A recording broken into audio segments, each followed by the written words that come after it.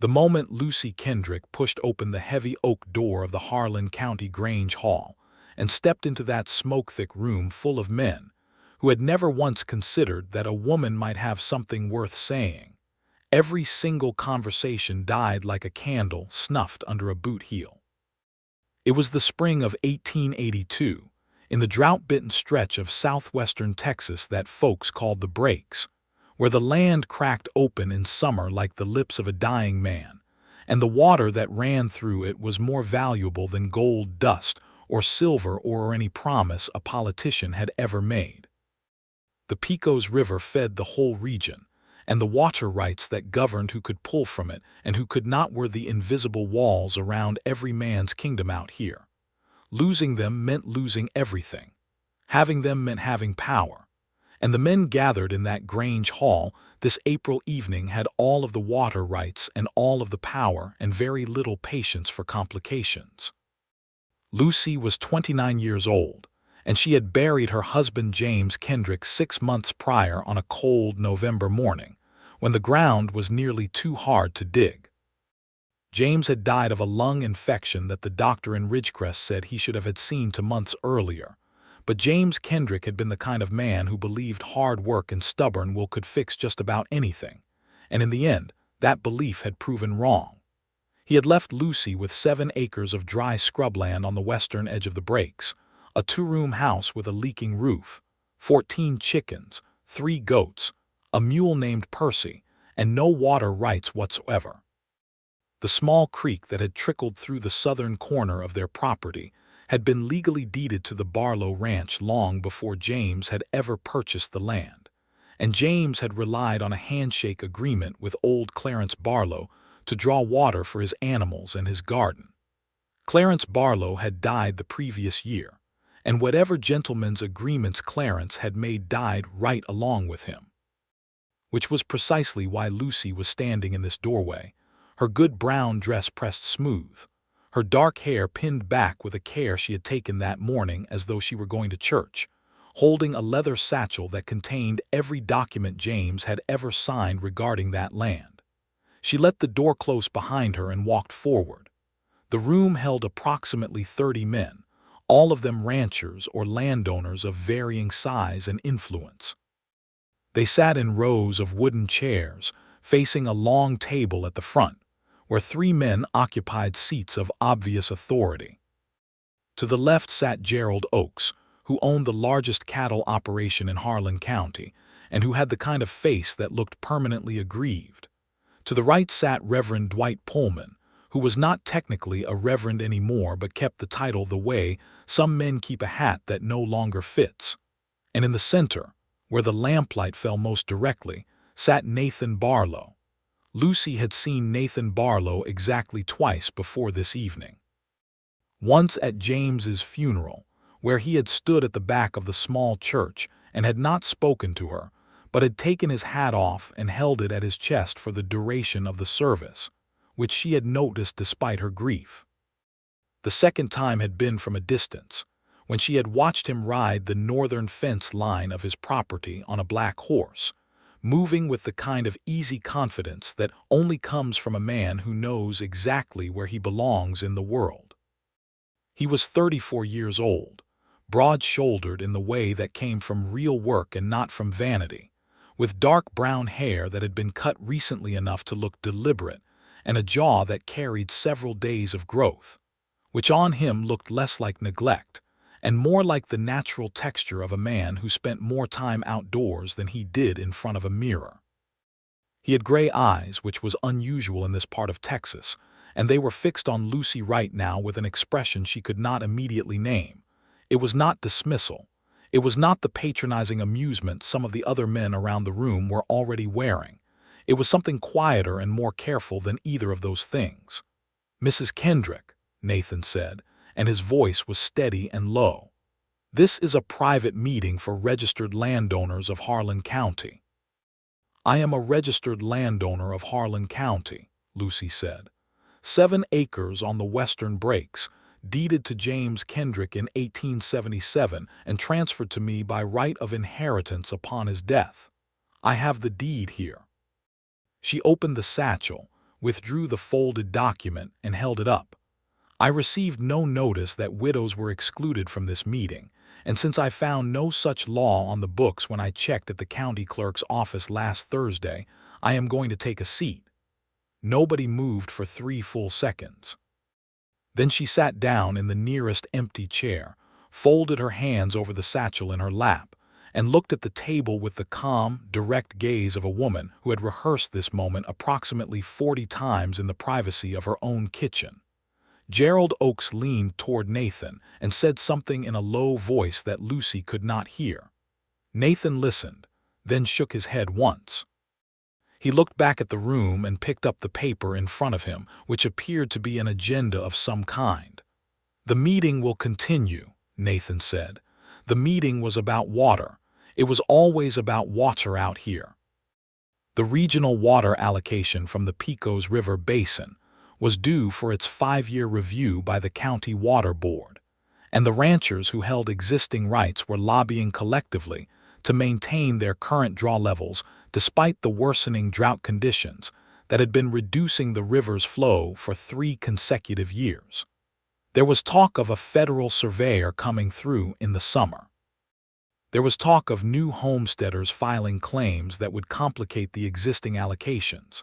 There was heated debate about a proposed pipeline project that Gerald Oakes wanted the county to fund, which would divert water from a tributary 6 miles east and which, Lucy noted, would benefit the Oakes operation enormously and the smaller landholders not at all.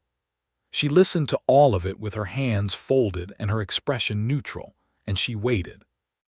When the agenda reached its final point, which was new business, she raised her hand. Nathan looked at her. Around the room, men shifted in their chairs with the restlessness of cattle that have smelled something unfamiliar on the wind. "Mrs. Kendrick," Nathan said, "you have the floor." She stood. Her heart was hammering inside her chest at a rate she was fairly certain was not medically advisable, but her voice came out level and clear. "Gentlemen," she said, "I want to discuss the water rights currently attached to the creek that runs along the southern boundary of the Kendrick property, which was formerly held under the Barlow deed. My husband had a verbal agreement with Clarence Barlow that allowed us access to that water for agricultural and domestic use. Since Clarence Barlow's death, that agreement has not been honored by the current ownership, and I have been hauling water from town 3 times a week at a cost I cannot sustain on 7 acres with no irrigation. I am asking this body to recommend to the County Water Board that a formal easement be recorded, giving the Kendrick property access to that creek in accordance with the prior practice." The silence that followed was of a particular quality. It was the silence of men deciding how to say no in a way that sounded like reason. Gerald Oakes spoke first. "Mrs. Kendrick, water rights in this county are a matter of legal record. Verbal agreements between private parties are not this body's concern." "Then I am making it this body's concern," Lucy said simply, "because I am a member of this body as I have just demonstrated, and I am raising it as new business, as is my right. The easement question is a legal matter, not a. Then I will take it to the County Water Board directly," she said. "I wanted to raise it here first as a matter of professional courtesy to my fellow landowners. I thought we might resolve it among ourselves, but if the preference is to involve the county, then I will involve the county." Gerald Oakes' face had gone the color of a boiled beet. "Now, see here." "I'll look into it," Nathan said. Every head in the room turned toward him. Nathan was looking at Lucy with that same careful, unreadable expression from before, but there was something else in it now. A kind of respect that he was not bothering to hide, which was itself unusual enough in this room to be remarkable. "The verbal agreement my father made is something I should have addressed when I took over the ranch," he said. "I apologize that I did not. Mrs. Kendrick, if you would be willing to come by the ranch sometime this week, we can discuss the terms of a formal easement." The room was very quiet. Lucy looked at him for a moment. She had prepared herself for a fight. She had not entirely prepared herself for this. "I would be willing to do that," she said. "Thank you, Mr. Barlow." She sat back down. The meeting continued, but the texture of it had changed in some subtle way that everyone in the room could feel but no one could quite articulate. When the meeting adjourned and the men began filing out into the cool April night, Lucy was gathering her documents back into her satchel when she became aware of someone standing nearby. She looked up. Nathan Barlow was holding his hat in both hands, turning the brim slowly, which she had already noticed was a habit of his from the funeral. He had a way of being still that was different from most men's stillness. Most men were still the way a coiled rope is still. Nathan was still the way a tree is still. "I meant what I said," he told her. "My father should have put it in writing. I should have sought you out when I took over. That's an oversight on my part and I intend to correct it." Lucy studied him. "Mr. Barlow, I appreciate that, but I want to be plain with you. I am not looking for charity. I am looking for what was agreed to. If you intend to offer me something that diminishes what your father promised my husband, I will be taking it to the water board with the documentation I have, including the 3 witnesses to that conversation who are still living and whose names I have in this satchel." Something moved in his expression. It might have been surprise. It might have been the beginning of a smile that he kept himself from completing. "I would not offer you anything that diminishes it, Mrs. Kendrick," he said. She clicked the satchel shut. "Then I will come Thursday morning if that suits you." "Thursday morning suits me fine." She walked out of the Grange hall into the night, and she allowed herself one long, steadying breath of cold air before she untied Percy from the post and climbed onto the wagon. The stars out here were extraordinary on clear nights, more stars than sky, and she had always loved that about the breaks even when she hated everything else about it. She clucked to Percy and turned him toward home, and she did not look back at the Grange hall, though she was aware, with a certainty she could not explain and did not examine too closely, that someone inside it was watching her go. The Barlow Ranch was 4 miles from Lucy's property, and on Thursday morning she drove Percy along the road that ran between the 2 places, past the dry scrub and the cactus and the occasional mesquite that had somehow survived the drought by sending roots down so deep they found water that nothing on the surface could see. The ranch itself came into view gradually, the way substantial things do, first the fence posts, then the line of cottonwoods that marked the creek, then the buildings themselves. There were a lot of buildings. A main house, a bunkhouse, 2 barns, a smokehouse, and various smaller structures that spoke to a long-established operation that had been added to over the years rather than built all at once. Nathan Barlow was waiting in the yard when she arrived. He had clearly made some effort at his appearance, which she noticed without comment. He was wearing a clean shirt and his boots had been brushed, though there was already a faint trace of morning's work on his hands. He helped her down from the wagon without being asked, and without making a production of it, the way a man does when it is simply what he does and not a demonstration. "I've got coffee on," he said. "And I've pulled the old property records from my father's papers. I think we should look at them together." "I would like that," she said.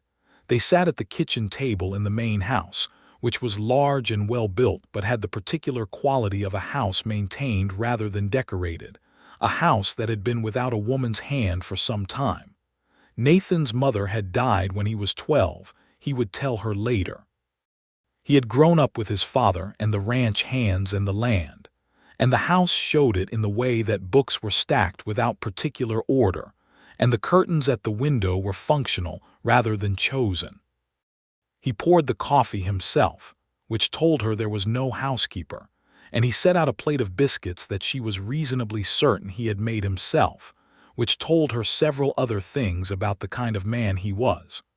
The water rights documents were spread between them on the table, and Lucy laid her own papers alongside them, and together they went through everything methodically. Nathan was precise and fair-minded in a way she had not expected, though she reflected that she perhaps should have, given how he had handled the meeting. He pointed out the places where the legal language was ambiguous. She pointed out the letter her husband had written to Clarence Barlow in 1879 confirming the terms of their arrangement, which Nathan read twice and then set down carefully. "This is clear enough," he said. "My father meant for you to have the water. I don't see any reason to pretend otherwise." "Your ranch hands told me last December that they had orders not to allow access to the creek," Lucy said, keeping her voice even. "I want to understand where those orders came from." Nathan looked up from the papers. "From me," he said, "and I am not proud of it. When my father died, I was dealing with the estate, the creditors, the hands, 300 head of cattle in a drought, and I was not thinking clearly about everything my father had committed to. The Kendrick land was small and the issue seemed minor at the time, and I made a decision without sufficient thought. That was wrong of me, and I am telling you that directly." She looked at him for a long moment. An apology from a man of this kind in this country in this era was not a small thing. She knew that. "All right," she said, "then let's write it down properly." They spent 2 hours drafting the easement agreement together, with Lucy suggesting specific language in several places that Nathan acknowledged was stronger than what he had initially proposed.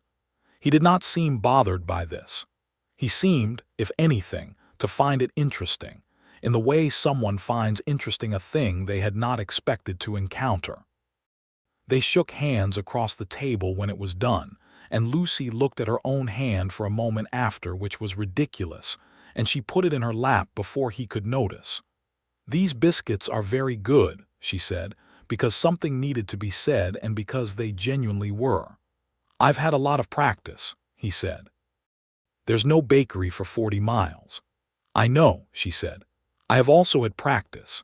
He smiled then, and it was the first full smile she had seen from him, and it did something to the light in the room that she decided immediately not to think about.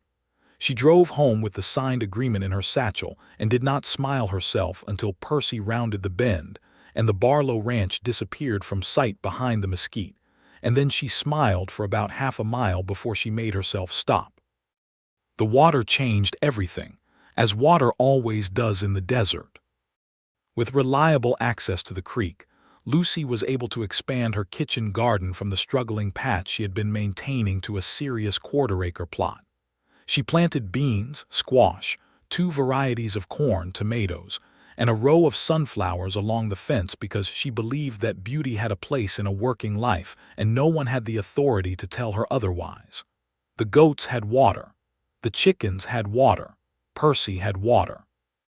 And Lucy had the particular satisfaction of watching things grow that she had planted herself in ground she owned herself, which is one of the oldest and most reliable human pleasures. She was not without problems. The roof still leaked, and she still could not entirely afford to fix it. The mule was getting old and would need to be replaced within another year or 2. The 7 acres were not enough to generate the kind of income that would give her true security, and she had begun to think about whether she ought to find some kind of work in town, though the options for a respectable widow in Ridgecrest in 1882 were limited mostly to teaching, which required a certificate she did not have, or taking in laundry, which she was willing to do but which would not pay enough to matter much. She had begun selling eggs and vegetables at the small weekly market in Ridgecrest on Saturdays, which brought in a modest income and also got her out of the house, which she had found she needed. Grief, she had discovered, was not what she had expected. She had loved James, had genuinely loved him, though their marriage had been a practical one from the beginning, 2 young people who needed each other's partnership more than they had needed any grand passion. His absence was a real and steady ache, but it was not the kind that disabled her. It was the kind that made the evenings longer and the silences louder and the bed feel like a piece of furniture with a wrong shape. It was at the Saturday market, 3 weeks after her visit to the Barlow ranch, that she encountered Nathan again. He was at the feed merchant's next door, loading sacks onto a wagon with 2 of his ranch hands when she was setting up her produce table. He saw her from across the street and crossed over, which she noticed the 2 ranch hands noticing, and she made herself not care about that. "Your garden is looking well," he said. He had apparently ridden past her property. "You can see it from the road," she said. "The sunflowers," he said. "You can see the sunflowers from the road." She had not thought about that. She felt warmly pleased about it in a way that she did not display. "Are things at the ranch?" she asked, because something needed to be said. "Dry," he said. "The creek is running lower every week. We lost 11 head to the heat last month." "I'm sorry," she said, and she meant it. "Are you managing?" he asked. "I am," she said. "Better than before. The garden is producing well and the market helps." He nodded slowly. He was looking at her produce table, at the careful arrangement she had made, at the small handwritten sign she had put up with her name and property on it. "Mrs. Kendrick," he said, "would you be willing to have supper with me sometime?" She was genuinely surprised, which she rarely was, and she did not bother to hide it entirely because she found performance tiring. "As a matter of neighborly courtesy," she said. "No," he said, "not as that." She looked at him. He was looking back at her with the same directness he brought to everything, that particular quality of a man who had decided something and was not going to pretend otherwise. "Then yes," she said, "I would." He came to her property on Friday evening, which she thought showed good sense because the distance was shorter, and it gave her the comfort of her own ground.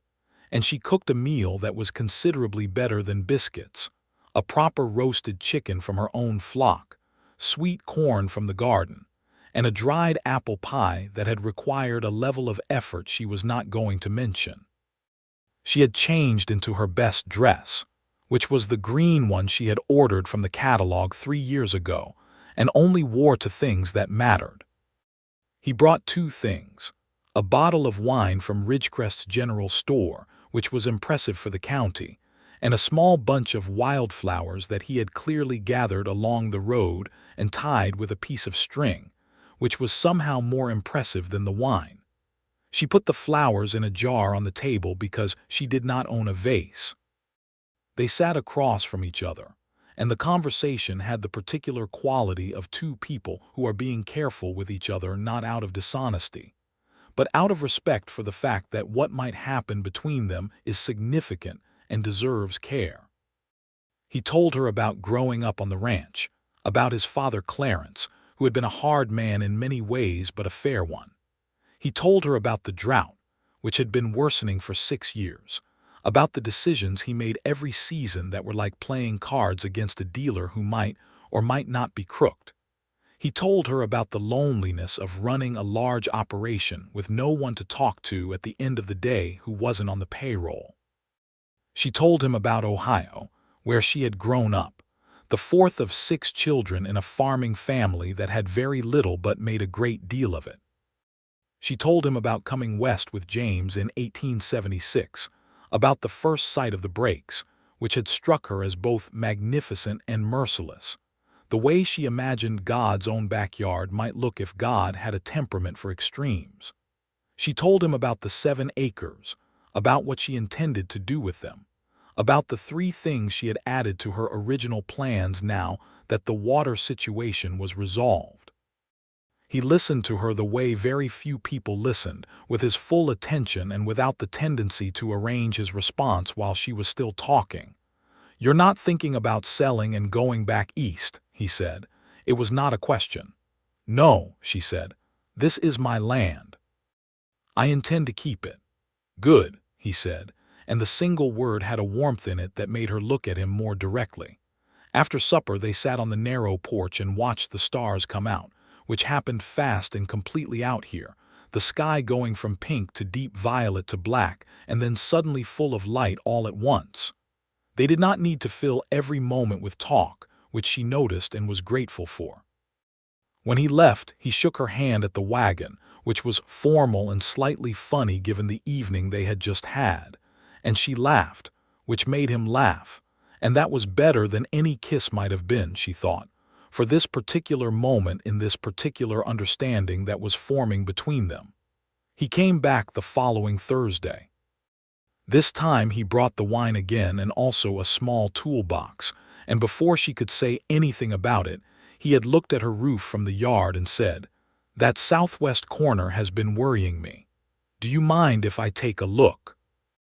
She stood in the yard with her arms folded and said, "Nathan Barlow, if you intend to repair my roof as a form of courting, I have to tell you that I find it both practical and somewhat romantic, and I'm not entirely sure how to feel about that." He looked down at her from where he had already started climbing and said, "How about you feel fine about it and go get me a glass of water?" She went and got him a glass of water, and he fixed the southwest corner and two other places she had not noticed, and they had supper again, simpler this time, beans and cornbread, and the ease between them was different now, more comfortable, more like something that has stopped being a question and started being a fact. He told her that evening about his marriage. She had heard fragments of it from people in town, but she wanted to hear his version. Her name had been Clara. They had married in 1874 when Nathan was 26. She had come from San Antonio, the daughter of a cattle broker, and she had found the isolation of the breaks impossible to bear. They had tried for 4 years. She had left in 1878 and gone back to her family, and the divorce had been finalized by the court the following year. There were no children. "I understand isolation," Lucy said carefully. "I have felt it myself, particularly this winter. But I do not find it unbearable. I find it difficult in specific ways, which is different." "You find ways to make it less," he said. "The market, the meeting." "Yes." Clara didn't want to find ways, he said, without bitterness, simply with the accuracy of a man who has had time to understand something clearly. "She wanted a different life than the one that was here, and I couldn't give her that. I don't hold it against her." "That's generous," Lucy said. "It's honest," he said. "Generosity would be if I felt I were giving something. Mostly, I just feel like I understand it." She looked at him across the table in the lamplight and thought that he was a more complicated person than his surface suggested, which was true of most people who were worth knowing. They fell into a pattern over the next 6 weeks that Lucy refused to formally categorize because she was a practical woman, and she knew that naming a thing too early can sometimes damage it. He came on Thursdays and sometimes on Saturdays when he saw her at the market. She went to the ranch twice, and the second time he showed her the creek where it ran along the edge of both their properties, standing at the bank in the late afternoon light with the water moving low and glittering between the stones. "Your father was a good man to make that agreement," she said. "He could see what was fair," Nathan said. "He wasn't always easy, but he could see what was fair." They were standing close enough that their shoulders were almost touching, which neither of them had engineered exactly but neither had avoided. "Lucy," he said.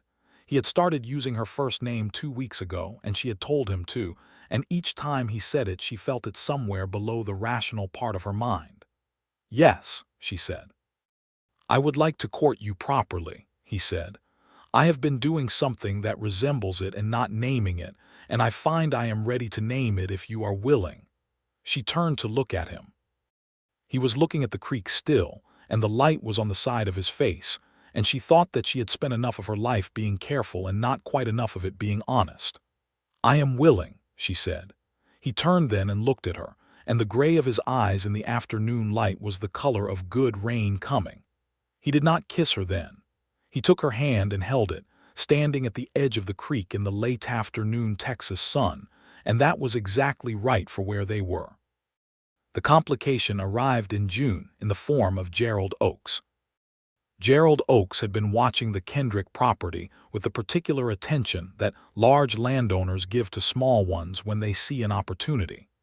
The 7 acres sat between 2 sections of what had once been Oakes grazing land before the county had subdivided it in the 1870s, and Oakes had never been reconciled to that loss.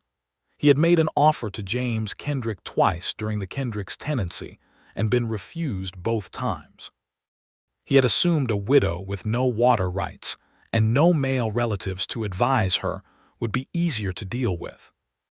He arrived at Lucy's property on a Tuesday morning in June with his son Everett, who was 22 and had his father's face and none of whatever virtues the father possessed. They came in a good carriage, which was Gerald Oakes' way of communicating his status, and Gerald was wearing his town clothes, which was his way of communicating seriousness. Lucy saw them from the garden and was wiping her hands on her apron when they climbed down. "Mrs. Kendrick," Gerald said, "I hope I am not intruding." "You are," she said pleasantly, "but please state your business." Gerald's expression flickered, but he recovered smoothly. He made an offer for the 7 acres. It was somewhat above market value, which was intended to communicate generosity but communicated instead a level of desire that gave Lucy useful information. "No, thank you," she said.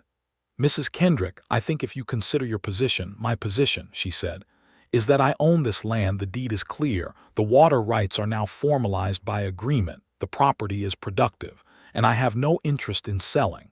That is my position, and I have considered it thoroughly." Everett Oakes from behind his father said, "Ma'am, you're a woman alone out here, and the offer isn't going to stay at this price." "Everett," his father said sharply. But Lucy was looking at Everett with the direct, level gaze she had deployed at the Grange Hall meeting. "I am a widow, not an invalid," she said, "and I am not alone in anything that matters legally. Please thank your father for his interest and drive safely."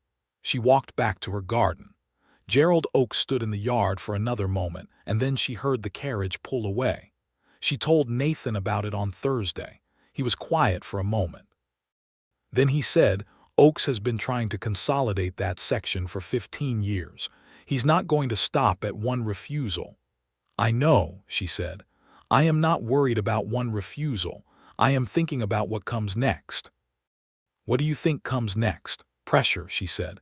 "On the water board, perhaps, or on the county. He has influence in both places." Nathan nodded slowly. "He does, and the water board review is coming up in August." "I know," she said again. "I have been thinking about whether to attend." "You should attend," he said, "and you should not attend alone." There was something in the way he said it that was both a statement of fact and an offer. "Are you going?" she asked. "I am," he said. "And I'll speak in support of the Kendrick easement if it comes up." "It may come up in ways that are inconvenient for you," she said. "Oakes has grievances against your family going back 20 years. Using the easement to come at me is a way of coming at the Barlow ranch at the same time." "I know," he said. "I don't care." She looked at him. The lamp on the table between them was making everything warm and particular. Outside, the June night was making its usual insect sounds, and somewhere far out a coyote was having a conversation with the dark. "Nathan," she said. "Lucy," he said. She reached across the table and put her hand on his, which was the first time she had initiated any contact between them, and she watched him register it. "Thank you," she said. "I mean that genuinely, thank you." He turned his hand over under hers and held it. "You don't have to thank me," he said. "I am not doing it as a favor. I am doing it because it's right and because," he stopped. "Because," she prompted. He looked at her with that clear, steady gaze. "Because where you are concerned, I find I want to do right. More than I usually do, which is already considerable." She laughed despite herself, and he smiled, and she tightened her fingers around his. The water board meeting in August was held in the county courthouse in Ridgecrest, which was a considerably more official venue than the Grange Hall, and which consequently had a different energy to it. There were representatives from 3 counties present, and a federal surveyor named Hammond who had ridden down from Abilene, and who had the look of a man accustomed to finding things more complicated than advertised. Lucy arrived with Nathan, which was noticed immediately by everyone present, because it was a different kind of notice than she had received at the Grange Hall meeting. That had been the notice of surprise. This was the notice of people updating their understanding of a situation. Gerald Oakes was already seated, with Everett beside him and a lawyer beside Everett, which told Lucy that Gerald had escalated his intentions significantly since June. The meeting proceeded through several routine water allocation matters before reaching the Kendrick easement, which had been formally listed on the agenda because Gerald Oakes had filed a challenge to its legality in July, which neither Lucy nor Nathan had known about until 3 days ago, when the county clerk had sent a notice to both parties. The challenge was based on a technicality in the original Barlow deed language that Gerald's lawyer argued invalidated any verbal agreement Clarence Barlow had made, since the deed stipulated that water rights could only be transferred through a formal written instrument. This was, Lucy had to acknowledge, a genuinely clever argument, and the 3 days since receiving the notice had been spent in close consultation with the documents. Lucy spoke first, because the easement was on her property. She laid out the history clearly and without ornamentation. The original agreement, the evidence supporting it, the letter James had written, the witnesses who had submitted written affidavits because Lucy had found them and asked for them in the weeks since the Oaks challenge had been filed. She pointed out that the formal easement agreement she and Nathan had signed in April constituted a written instrument as specified by the deed, and that it had been filed with the county clerk on the 15th of April and stamped and recorded accordingly. The question before this board, she said, is not whether a verbal agreement was legally binding. It is whether the written agreement signed this spring by the current owner of the Barlow water rights is a valid transfer. And I believe the answer to that question is clearly yes, and I believe the county attorney would confirm it. The county attorney, who was sitting to the side and had been consulted in advance by Lucy, did confirm it. Gerald Oak's lawyer argued for 20 minutes in a way that was professionally polished and practically empty, and the board chairman, a methodical man named Ruiz who had been doing this job for 12 years and had no patience for manufactured disputes, ruled in Lucy's favor with the particular succinctness of someone who had better things to do. Gerald Oak's face did the color thing it had done at the Grange Hall meeting. Everett Oaks said something to the lawyer in a low voice. Nathan, seated beside Lucy, said nothing, but she felt his hand close briefly around hers under the table, a single squeeze of satisfaction that he contained immediately in the formal setting but that she felt completely. Hammond, the federal surveyor, approached her afterward while Nathan was speaking with the board chairman. He was a thoughtful-looking man in his 40s with the kind of eyes that miss nothing. "Mrs. Kendrick," he said, "that was well done. I've been through a lot of these hearings and most people don't come half as prepared." "I had to be prepared," she said. "I could not afford not to be." He nodded. "I'm going to be recommending to the county that the overall water allocation structure in this region be reviewed. The current rights distribution is inequitable in several ways, and the drought is making those inequities worse. Small landholders like yourself are being squeezed in ways that the board should be paying attention to." "I appreciate that," she said. And then, because she was thinking of more than just herself, "There are homesteaders further west of me in a worse position. Some of them are farming families, Mexican families, who have been here since before statehood and have no formal water rights at all despite using the same water sources for generations." Hammond looked at her with fresh attention. "Are they willing to come forward?" "They might be," she said, "if someone gave them reason to believe it was worth the risk." "I can make it worth the risk," he said. "I would like their names if you are willing to provide them." She provided 4 names, which she had in her memory because she had spoken to those families at the market and listened to what they told her. Hammond wrote them down and said he would make contact within the month. She did not know then whether anything would come of it. The machinery of government was slow and frequently broke down altogether, but she had put something into motion, and that was what she could do. Nathan appeared at her shoulder. "Ready?" he said. "Ready," she said. They drove back toward the breaks in the late afternoon, 2 wagons on the same road, and when they reached the fork where their properties diverged, Nathan pulled his wagon alongside hers. "Come to the ranch for supper," he said. "I need to see to the animals," she said. "I'll ride with you to see to your animals and then you can come to supper." She looked at him in the lowering light, this broad-shouldered, gray-eyed man who had helped her not because he was obligated but because he had decided to, and she thought about what her life had felt like before the spring and what it felt like now. "All right," she said. "You can help with Percy. He has been cantankerous all week, and he minds men better than he minds me, which irritates me but which I am willing to use practically." Nathan laughed. He had a good laugh, one of those laughs that comes from the chest and doesn't perform itself. They saw to her animals together in the early evening light, Nathan talking to Percy with a patient rumble that did indeed calm the mule considerably, which Lucy watched with both gratitude and irritation as promised. Then they drove to the ranch and he made a meal that was genuinely good, a beef stew from the ranch's own cattle with the last of the winter root vegetables, and they ate at the big kitchen table and talked about everything and nothing, the way two people talk when the talking itself is what they are doing. After supper, she helped him wash the dishes, which seemed to surprise him. "You don't have to do that," he said. "I know I don't," she said. "Hand me the drying cloth." He handed her the drying cloth.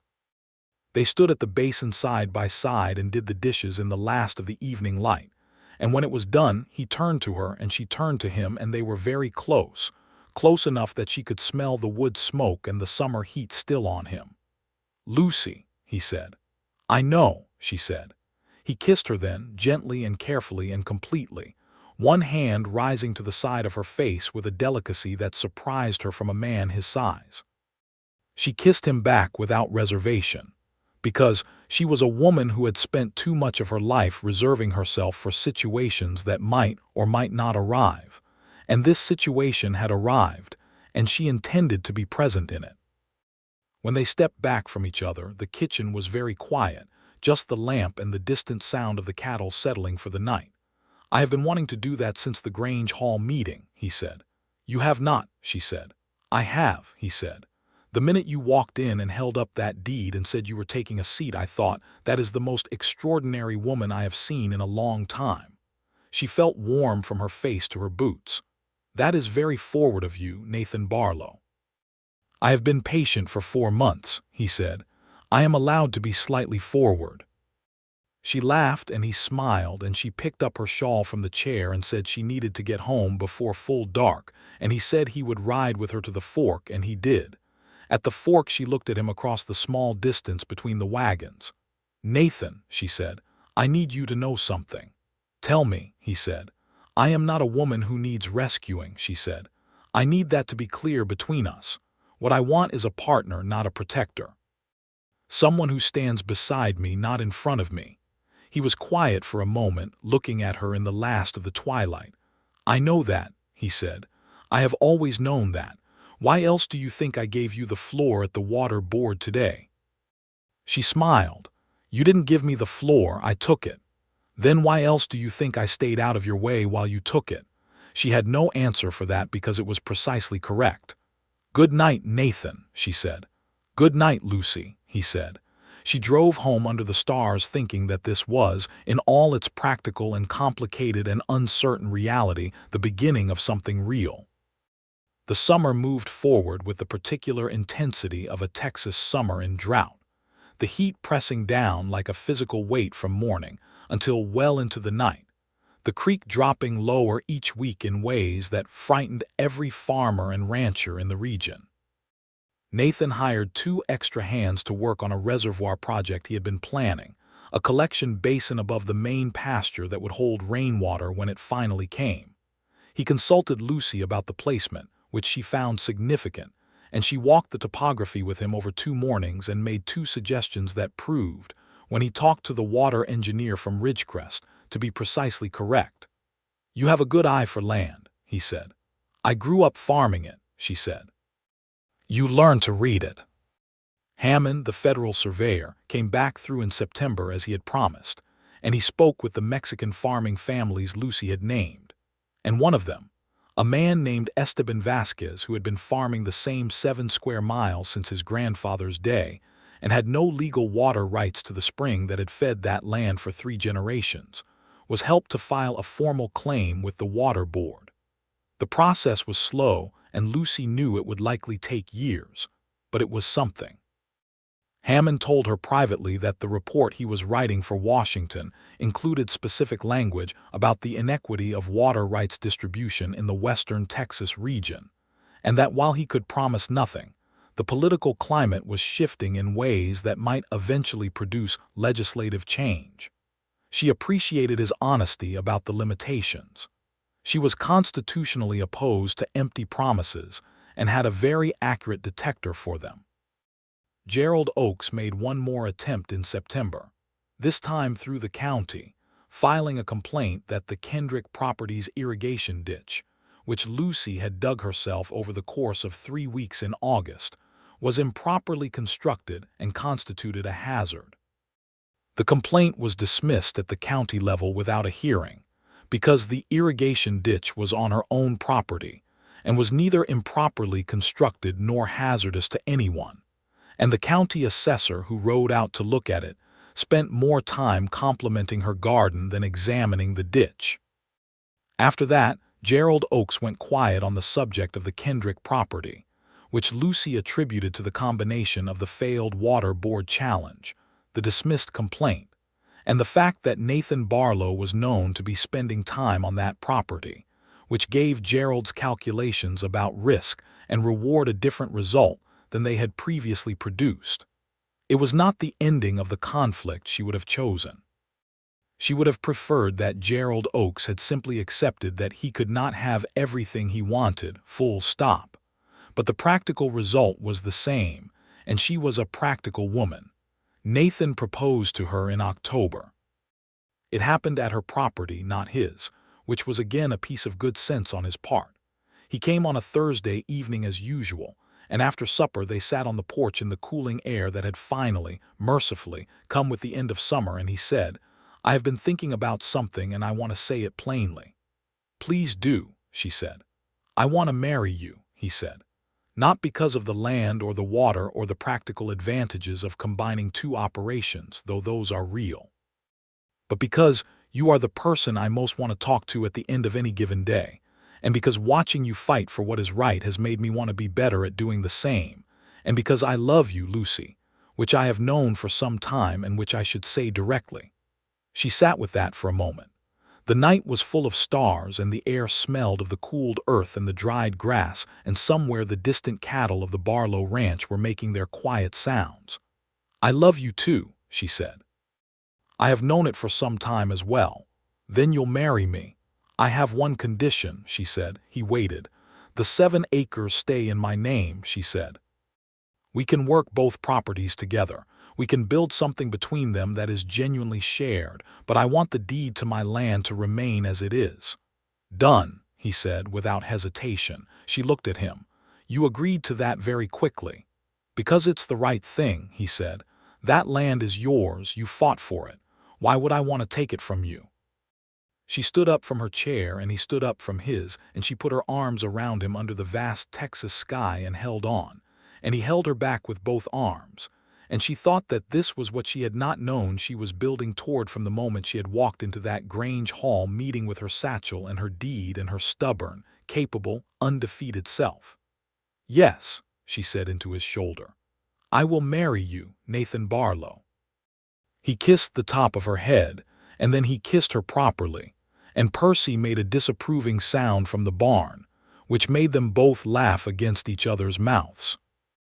They were married in December, a small ceremony in the Ridgecrest Church on a Saturday, which was the day Lucy had always done her market, and which was therefore the day the most people she knew were in town.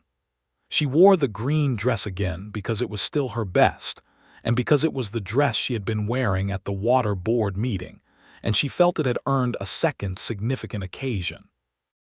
Nathan wore his good jacket and a new shirt that he had ordered from the catalog, and received exactly 3 days before the wedding, which she teased him about mercilessly. The witnesses were Marta Vasquez, Esteban's wife, who had become a genuine friend over the course of the fall, and Nathan's foreman, a Cherokee man named Joseph Two Trees, who had worked the Barlow ranch for 9 years, and who was the steadiest person Lucy had encountered in her time in the breaks, a man of considerable intelligence and very few unnecessary words, which she respected enormously. After the ceremony there was a meal at the Grange Hall, which was both ironic and satisfying, and half the county came because the Barlow name drew people, and the story of Lucy's water rights battle had made her known in ways she had not anticipated. Several women came to her privately to say things that she filed carefully in her memory, things about their own situations, their own constraints, their own small battles. She was not sure what to do with all of it, but she held it. Gerald Oakes did not attend, which surprised no one. They drove home to the Barlow ranch that night together, and Lucy looked back once at the road behind them and thought of James, of the 11 years she had spent with him, of the life that had been real and good even when it was hard. She did not feel she was leaving him.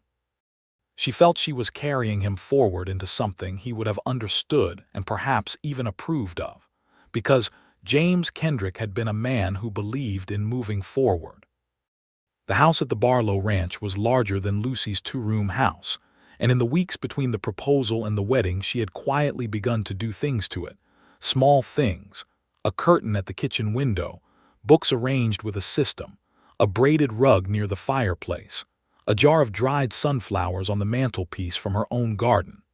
Nathan watched these changes happen with an expression of such evident satisfaction that she had to smile every time she caught it. She kept her 7 acres. She went over every other day to tend the garden in season and check on the fence and the structures. In the spring, she expanded the plot significantly, using the water access and the knowledge she had built up, and the Kendrick property began to produce vegetables and corn at a scale that warranted a proper market stall rather than a table. She hired 2 girls from town to help on the growing days, which gave her something she had not expected to have in this life: people depending on her in a productive and expanding rather than merely sustaining way. Nathan's reservoir was completed in February, and when the spring rains came in March, finally, after years of the drought's grinding meanness, the basin filled to a level that made every person on the property come out to look at it, as though the water itself were an event worth attending. It was. Nathan stood beside Lucy at the edge of the basin, and the light on the water was the most beautiful thing she could remember seeing in a long time, and she thought about all the water had meant in the past year, all the fighting it had required, all the life it had made possible. "It's something," he said. "It's everything," she said. He put his arm around her, and she leaned into his side, and they watched the water for a long time without speaking. By April, 1 year after the Grange Hall meeting that had started everything, Lucy discovered she was expecting their first child. She told Nathan on a Thursday evening, sitting at the kitchen table in their shared house, and his face did something she had not seen it do before, a kind of unguarded joy that was almost startling on a face that was usually so composed. He got up from his chair and came around the table and held her face in both his hands, and looked at her with the gray eyes that she had come to know the entire geography of over the past year. "Lucy," he said. "I know," she said. He kissed her forehead, both cheeks, and then properly. The boy was born in December of 1883, which meant he arrived on the breaks in the winter the way his parents had been married, which Lucy thought had a certain poetic logic to it. They named him Clarence James Barlow, which was for Nathan's father and for Lucy's husband, and which acknowledged both of the histories that had made this family possible. He had Nathan's gray eyes and Lucy's dark hair and her absolute determination to make his opinions known, which Nathan said was going to be an interesting characteristic in a child, and which Lucy said was exactly the kind of backbone they had both been hoping for. Joseph Two Trees carved a cradle for the baby from cedar wood and left it on the porch one morning without comment, because that was his way. Marta Vasquez brought tamales and stayed 3 days to help and to hold the baby, and her own youngest daughter sat on the floor watching the whole proceedings with enormous eyes, and Lucy looked at the room full of people who had not been in her life 2 years ago and thought about what it means to build something from almost nothing, which is the oldest and most American story and the most human one. Esteban Vasquez's water rights claim moved through the county system slowly, as Lucy had expected, but it moved. By the summer of 1884, he had a provisional allocation from the spring, enough to sustain his family's operation.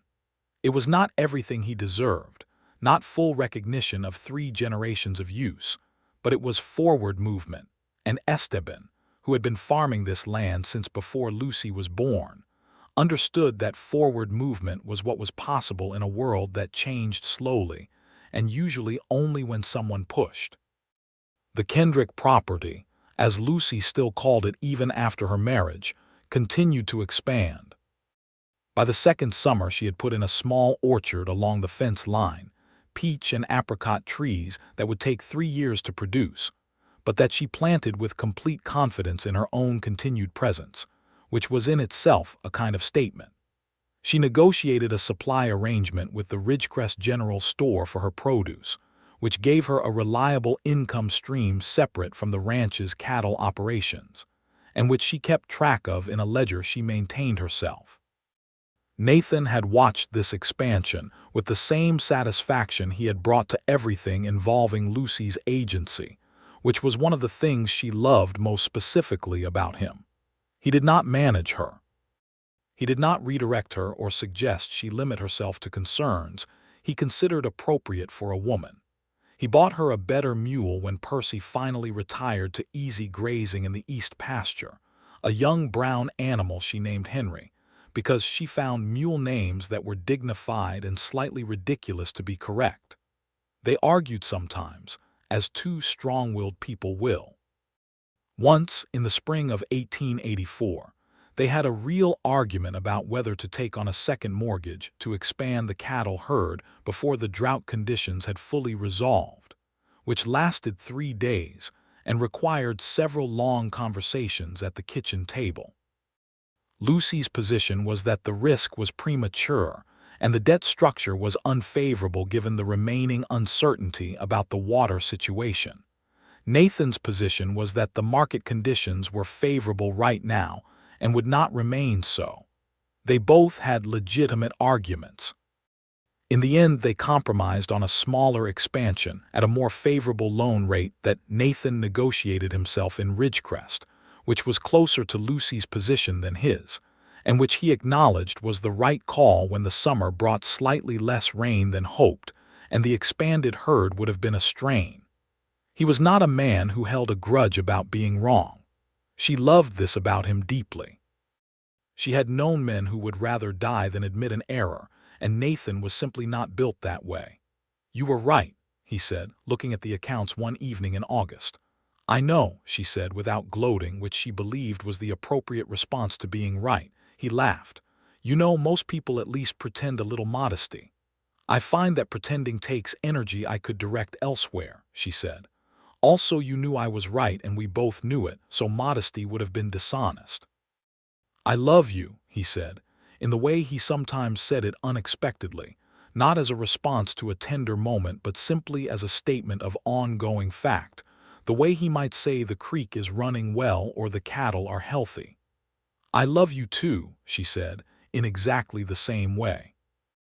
The winter of 1884 into 1885 was the harshest anyone in the breaks could remember, a cold that arrived early and stayed late and dropped temperatures to levels that cracked the wooden walls of the bunkhouse and froze the top of the reservoir for 3 weeks in January.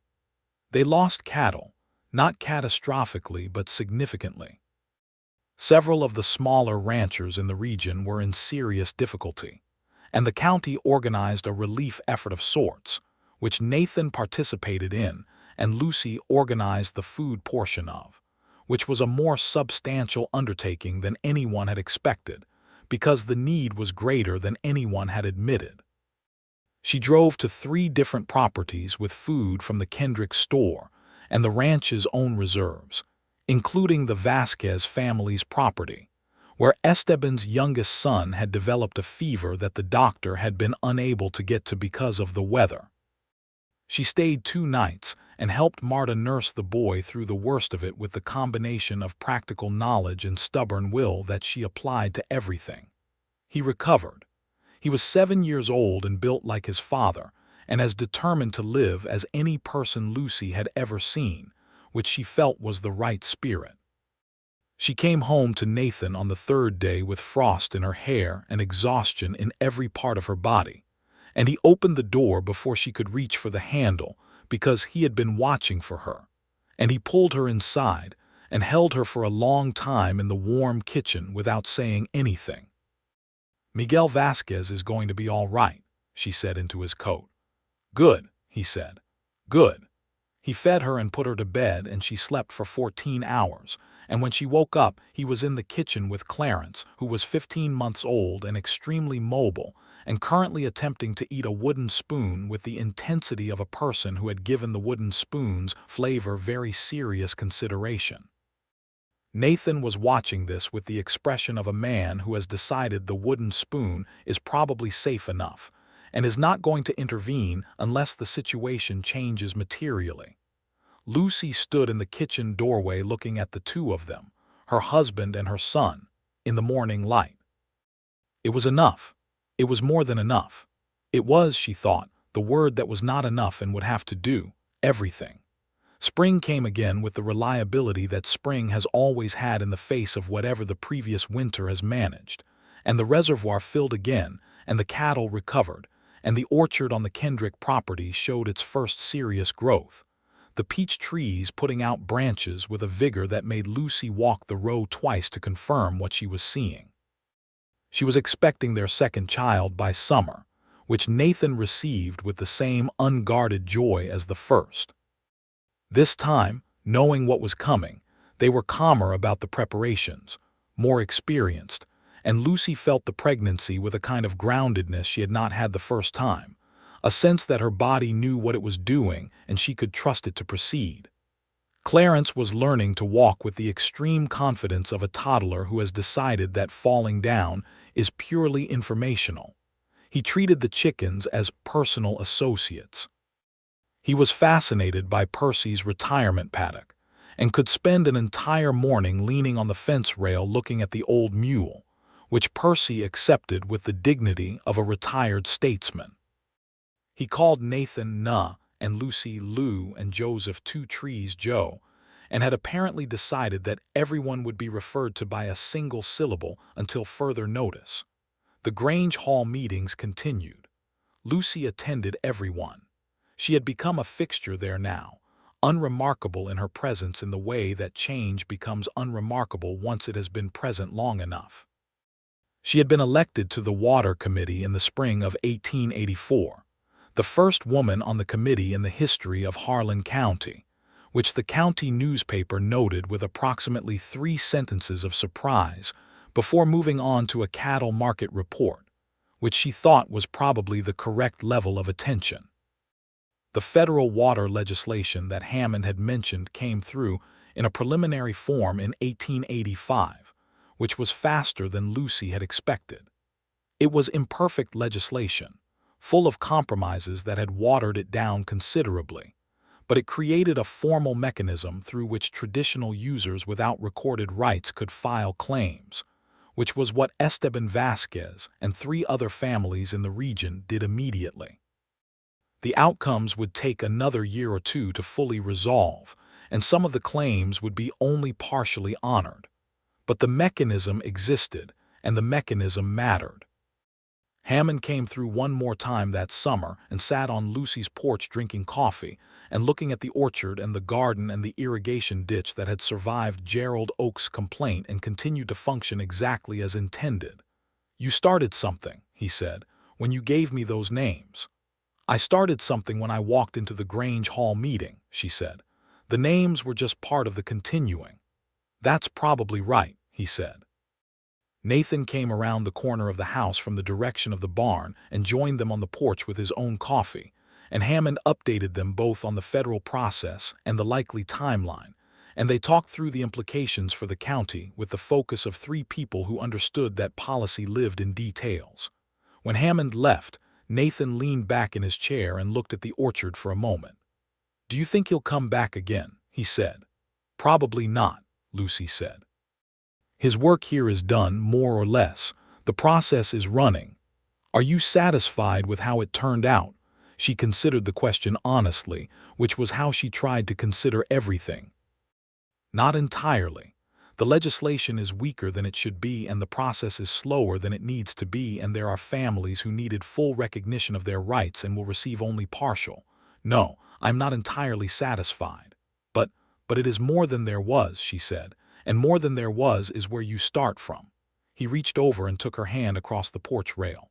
"You are the most relentlessly forward-looking person I have ever met," he said. Someone has to be, she said.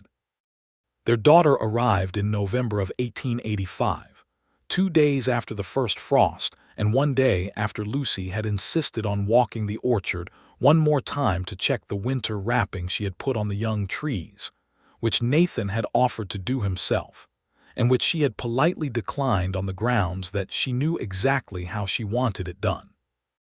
They named her Clara Rose Barlow, the Clara for Nathan's former wife, which was Lucy's suggestion, made quietly and with full intention, because she believed in acknowledging all the histories that make a present possible. Nathan had looked at her for a long moment when she suggested it. "You don't have to do that," he said. "I want to," she said. "She is part of the story of how you became who you are. I don't see the point of pretending that isn't true." He had kissed her hand and said nothing else, which was sufficient. Clara Rose arrived with her father's gray eyes and her mother's stubborn chin, and Clarence, who was 2 years old and had been observing the preparations for this new arrival with extreme skepticism, announced upon seeing her that she was small, which was accurate and thorough as assessments go. Joseph Two Trees carved a second cradle, smaller and with a different pattern, and left it on the porch in the same wordless way. The Kendrick property went fully into production in the spring of 1886, the orchard's first real harvest, the peaches coming in with a sweetness that made Lucy stand in the row and eat one off the tree before anything else and close her eyes, because it was so exactly what she had planted them to be. She and the 2 girls from town picked for a week and produced a quantity that went to the Ridgecrest store and to 3 other towns by wagon, and the return was enough to put the 7 acres firmly in the black for the first time since James had purchased them. She sat with the ledger that evening and looked at the numbers and felt a satisfaction that was private and complete. She had been told in various ways by various people that the 7 acres were not enough, that a widow could not manage, that the water situation made it impossible, that the sensible thing was to sell and go somewhere easier.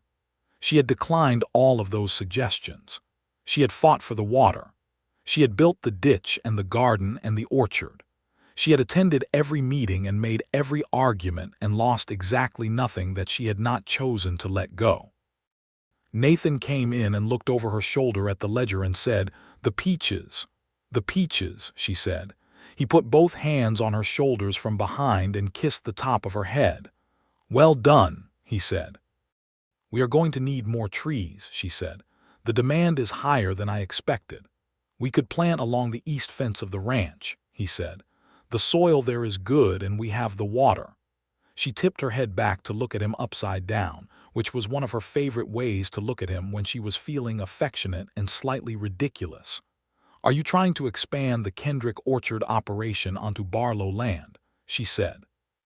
"I am trying to suggest that what you have built is worth building more of," he said, "and that I have fence lines with favorable conditions." She smiled.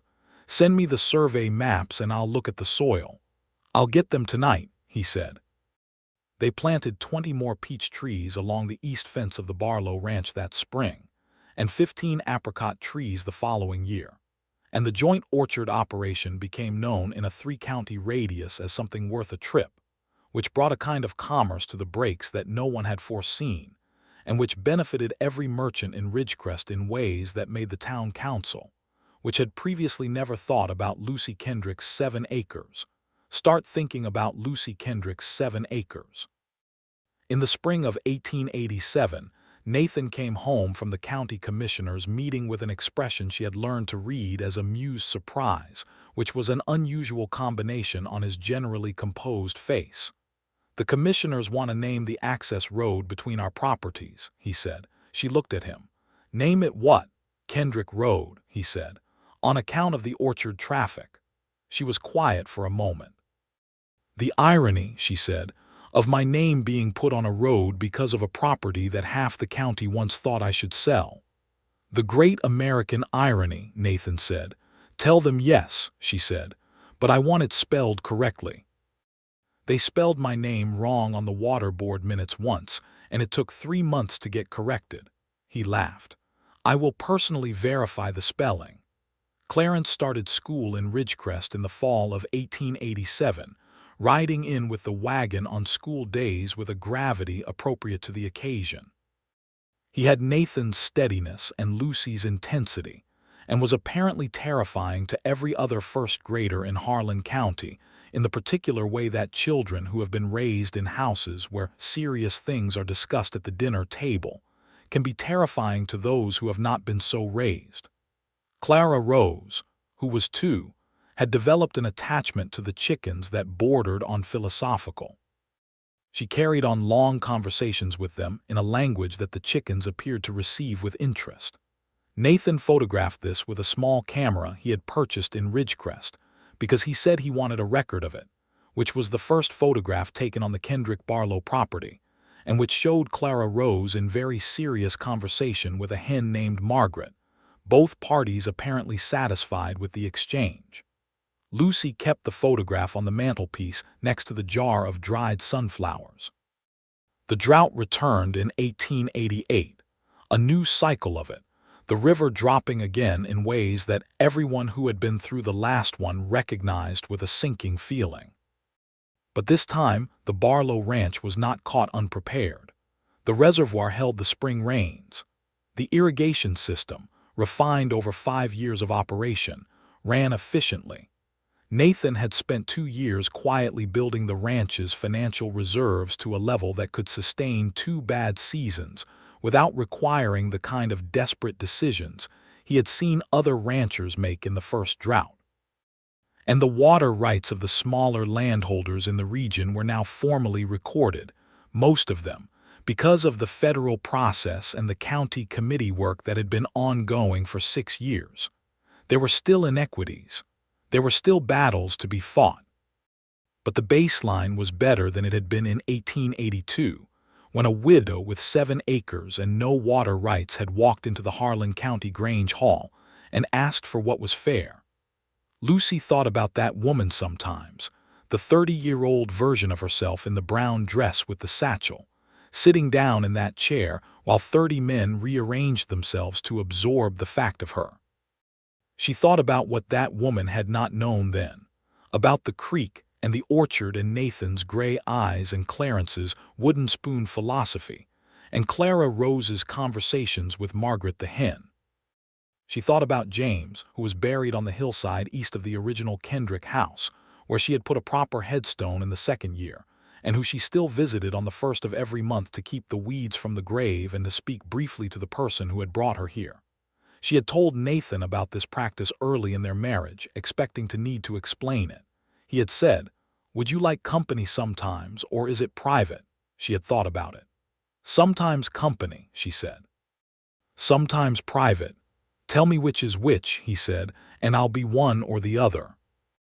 He had come with her 3 times and been exactly right each time, standing beside the headstone in the correct, respectful silence of a man who understands that love is not a competition with the dead. Marta Vasquez's eldest daughter, Alina, came to work on the Kendrick property full-time in 1888, which was the best thing that happened on the farm that year. She was 22 and knew plants the way Lucy knew contracts, with an intimacy that went past knowledge into something closer to relationship.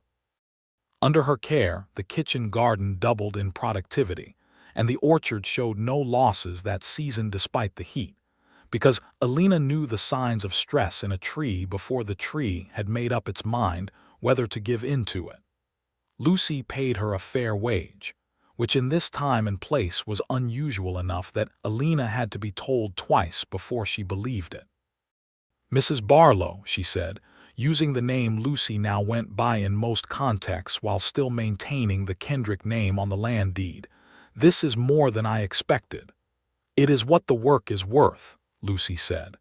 "Do not let anyone tell you it should be less." Alina had her mother's directness and her father's patience, and she and Lucy developed a working relationship that was one of the best professional associations of Lucy's life, built on mutual respect and the shared understanding that good work produces good things. In the fall of 1889, Texas was in the final stages of a period that had seen enormous change in land and water rights across the state. The older systems were being formalized, the informal arrangements and gentlemen's agreements either made official or dissolved. It was a period of legal clarification that was, like all such periods, both productive and painful for different people in different ways. Lucy spent 3 days in Austin that October, at a conference on Western water rights that she had been invited to as a representative of the Harlan County Water Committee, which was a thing she had not imagined for herself when she had sat down in that chair at the Grange Hall meeting 7 years before. She presented the history of the Kendrick easement and its relationship to the county's overall allocation process, and several of the people in the room listened with the attention of people who intend to learn something, which was the best kind of audience. Nathan stayed home with Clarence and Clara Rose and managed perfectly well, as she had known he would, and when she came back on the 4th day, he had a meal on the table and a glass of wine ready, and the look of a man who has been looking forward to his wife's return in the specific and uncomplicated way of a man who simply prefers his wife's presence to her absence. "How was it?" he asked. "Useful," she said. "Long. There are people doing good work. There are also people talking about good work in ways that are primarily about their own importance, which I had less patience for than I expected." "You have always had limited patience for that," he said. "I have always had limited patience for many things," she said. "You knew this." "I did," he said. "It is one of the approximately 40 things I love most specifically about you." She sat down at the table and took a long drink of the wine and looked at him across the familiar kitchen, and felt the specific happiness that comes from a place you chose and people you chose, and a life that is exactly what it should be because you fought for it to be that way. Clarence was 7 now and had opinions about everything, and expressed them with a precision that made his teachers both proud and slightly exhausted. Clara Rose was 4 and had expanded her philosophical circle beyond the chickens to include the goats, whom she had named individually, and whose various personalities she could describe in accurate detail. Henry the mule had developed a friendship with Clara Rose that Lucy found both touching and slightly worrying, since Henry was considerably larger than Clara Rose, and had views about appropriate mule activities that did not always align with 4-year-old ideas about appropriate mule activities. Percy had died peacefully in the summer of 1888, old and well-fed, and apparently satisfied with his retirement. Lucy had grieved the old mule more than she had expected, and Nathan had not said anything ridiculous about it, which she appreciated. They had buried him in the east pasture under a cottonwood, which was entirely appropriate for a mule of his dignity. In the spring of 1890, the Kendrick orchard produced its best harvest yet, the peaches and apricots in quantities that required 3 wagons to transport and that supplied 10 towns across 3 counties. Elena managed the harvest with the efficiency of a general and the gentleness of a gardener, and the operation netted a return that made Lucy stare at the ledger for several minutes before writing it down. She expanded the orchard that fall, 20 more trees, and planted a row of pear trees along the northern boundary, because she had decided that pears were undervalued in this part of Texas, and she intended to change that. They were sitting on the porch of the ranch house on a late October evening when she told Nathan she was expecting their 3rd child. He had come to expect these announcements with the same joy and a greater calm, which was the appropriate evolution of a man who had learned that children arrive in their own time and that his part in the process, while initially significant, was largely supportive thereafter. "A 3rd," he said. "A 3rd," she confirmed. "Any preference?" "Healthy," she said. "Beyond that I am open." He reached over and took her hand. The last of the October light was falling across the yard, golden and exact, catching the edge of the reservoir and the line of the fence and the distant dark shape of the cottonwoods along the creek. This creek. This water. The thing she had fought for in an oak-paneled room 7 years ago, with her hands folded over a satchel and her heart hammering in her chest at a rate that she had been fairly certain was not medically advisable. Nathan was looking at the same landscape she was, reading it the way a man reads a thing he loves, with the particular knowledge of detail that only comes from long attention. "Nathan," she said. "Lucy," he said. "I think about that meeting sometimes," she said. "The Grange Hall." "So do I," he said. "What do you think about it?" He was quiet for a moment, the way he was quiet when he was thinking something through rather than simply having a reaction to it. "I think about you walking in," he said. "The way the whole room went quiet. I think about you sitting down in that chair like you had every right in the world to be there, which you did, and the way that made me see everything in that room slightly differently than I had before. You gave me the floor," she said. "You would have taken it," he said. "Yes," she said, "but it mattered that you gave it." He squeezed her hand. "You did not walk out of that meeting alone," he said, "though I was not going to tell you that at the time because we had not yet had the conversation where I got to tell you things like that." "When did you decide?" she said.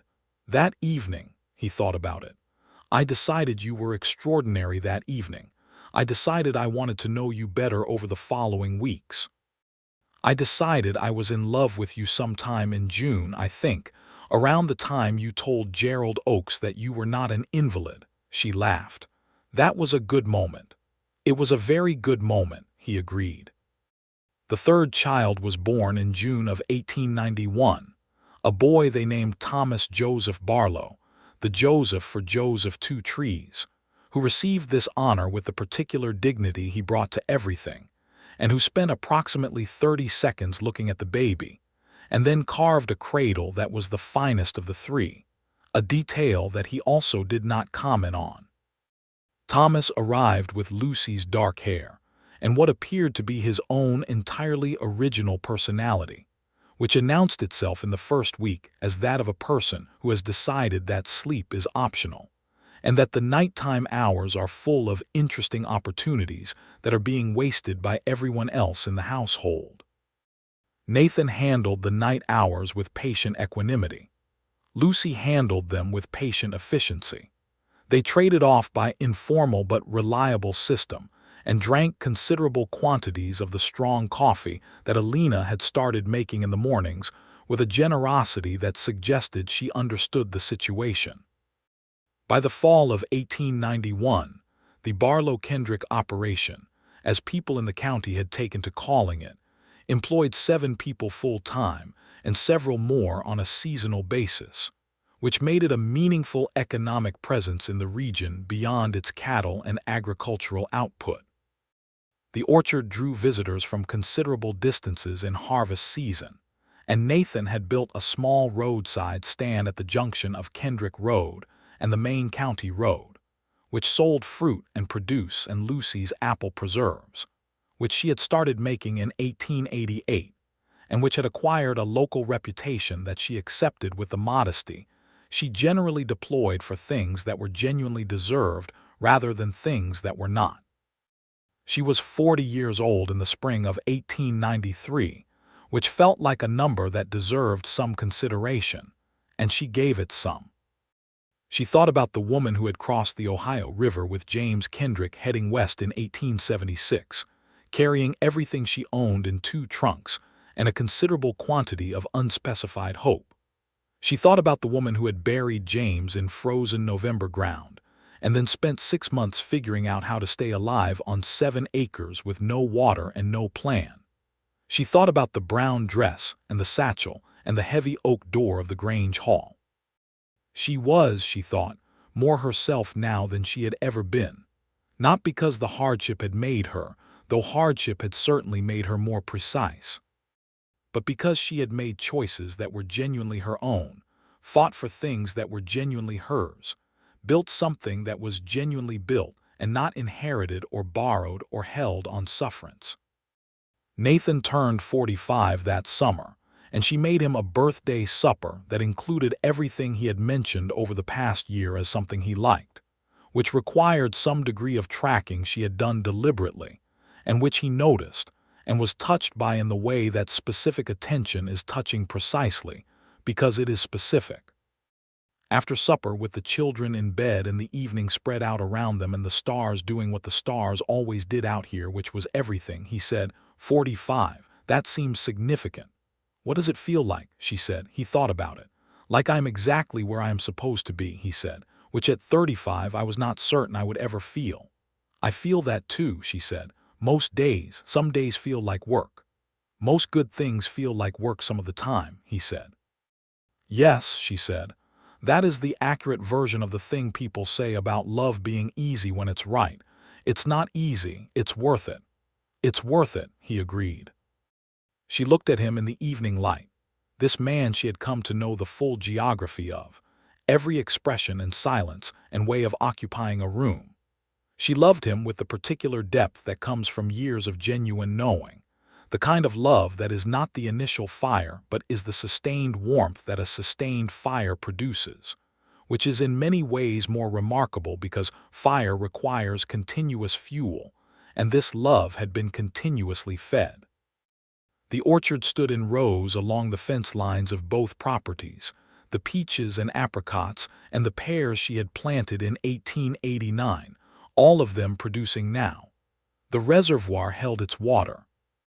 The creek ran along the boundary between their lands, legal and recorded and documented, as it had been since the April morning when she had sat across a kitchen table from Nathan Barlow, and they had written down what was fair. Kendrick Road ran between the properties and beyond, carrying wagons to the orchard stand and back into town, and the name on the county map was spelled correctly, as Nathan had personally verified. Clarence was 11, and reading everything he could find and asking questions that required thought to answer, which Lucy considered the correct condition for an 11-year-old. Clara Rose was 8 and had developed from her early philosophical interest in chickens and goats into a genuine and highly competent animal manager who could tell you the condition of any creature on either property with an accuracy that the local veterinarian had remarked upon. Thomas was 2 and believed that the world was an endless source of things to touch and investigate, which it was. Joseph Two Trees remained at the ranch and had become, over the years, as much a part of the family's life as any of the blood relatives, a fact that nobody stated explicitly but that everybody understood. He was teaching Clarence to read the land the way his own people had always read it, through signs and patterns and the kind of attention that takes a long time to learn, and Clarence was a good student.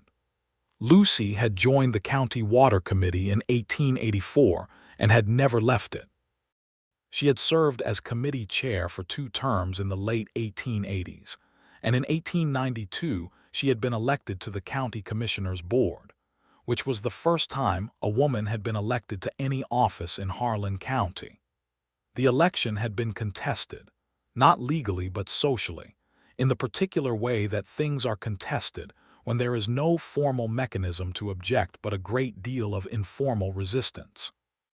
She had won because she was known, because her name was literally on a road, because the orchard operation had made her an economic figure in the county that it was difficult to dismiss, and because 14 years of showing up to every meeting and doing the work and being reliably correct about a significant proportion of the consequential questions had produced a body of evidence that was hard to argue with. Gerald Oakes had voted against her in the commissioner's election. She had won anyway. She had not spoken to Gerald Oakes directly in several years, which was a situation she was comfortable maintaining indefinitely. On the evening after her election to the commissioner's board, she and Nathan sat on the porch and he poured 2 glasses of wine and said, "Commissioner Barlow." "I am still Kendrick on my land," she said. "Commissioner Kendrick Barlow then," he said. She took the glass. "That is better." They toasted each other in the dark, and the stars came out as they always did, all at once and completely. And somewhere in the house Thomas was making the particular sound he made when he was on the edge of sleep, a small humming that faded gradually into silence, and the cattle on the Barlow ranch were settling, and along the southern fence of the Kendrick property the orchard stood in its ordered rows, the trees well established now, substantial and rooted and bearing. She had planted them. She had fought for the water that fed them. She had built the road they sent their harvest down. She had 7 acres with her name on the deed and more land beside it, and children with her eyes, and a man whose company she chose every day not because she had to, but because she wanted to, which was, she had come to understand, the only basis on which anything worth having should be chosen. The autumn evening settled around them with the particular warmth that comes at the end of a season that has gone well, when the harvest is in, and the preserves are on the shelf and the accounts balance, and the children are breathing in their beds, and the person beside you is the right person in the way that the creek is right for this land, and the land is right for this sky. "Nathan," she said. "Lucy," he said. "I am glad I walked into that meeting," she said. He turned to look at her. The lamplight from the window caught the gray of his eyes and the weathered lines of his face, and everything she had learned about him in 11 years of knowing him was present in the way he looked at her. "So am I," he said. "I am glad every day." She leaned against him on the porch bench, and he put his arm around her and they sat together in the Texas dark with all of it behind them. The fight and the water and the orchard and the grief and the arguing and the biscuits and the creek and the certificates and the ledgers and the children and the laughter and the long evenings that were the real texture of a life lived well. Not the grand moments but the consecutive good ordinary evenings. Each one chosen, each one held. The stars were, as always, more than sky. And Lucy Kendrick had not walked out of anything alone since the spring of 1882, when she had walked into the Grange Hall and sat down in a chair and changed, in the way that a single small stone changes the course of a creek by being exactly where it is, everything that came after.